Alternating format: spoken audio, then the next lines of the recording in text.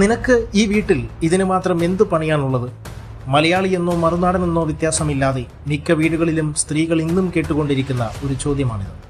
നിങ്ങളിൽ പലരും ഈ ചോദ്യം നേരിട്ടിട്ടുണ്ടാകാം, അല്ലെങ്കിൽ മറ്റൊരാളോട് ചോദിക്കുന്നത് കേട്ടിട്ടുണ്ടാകാം. പിന്നെ പെണ്ണുങ്ങളുടെ പണി? കാലദേശഭേദമന്യേ നൂറ്റാണ്ടുകളായി ലോകമെമ്പാടുമുള്ള സ്ത്രീകൾ നേരിടുന്ന ഈ അവഗണനയ്ക്ക് ഒരു ശില്പത്തിലൂടെ മറുപടി നൽകാൻ സ്പാനിഷ് കലാകാരനായ ജോസ് ലൂയിസ് ഫെർണാണ്ടസ് തീരുമാനിച്ചു. സ്പെയിനിലെ സരഗോസ നഗരത്തിൽ അദ്ദേഹം ഒരു ശില്പം സ്ഥാപിച്ചു.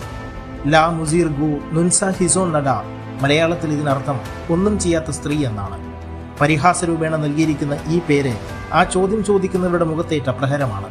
വാഷിംഗ് മെഷീൻ, ചൂൽ, ബക്കറ്റ് തുടങ്ങിയ ഒരു സ്ത്രീയുടെ ദൈനംദിന ജീവിതത്തിലെ പണിയായുധങ്ങളെല്ലാം ആ ശില്പത്തിൽ കൊത്തിവെച്ചിട്ടുണ്ട്. ശില്പത്തിന് താഴെയായി 2 കുട്ടികളെയും കാണാം. ശമ്പളമില്ലാതെ, അംഗീകാരങ്ങളില്ലാതെ അദൃശ്യമായി വീട്ടുജോലികൾ ചെയ്യുന്ന കോടിക്കണക്കിന് സ്ത്രീകൾക്കായി ആ ശില്പം ഇന്നും സ്പെയിനിൽ തലയുയർത്തി നിൽക്കുന്നു.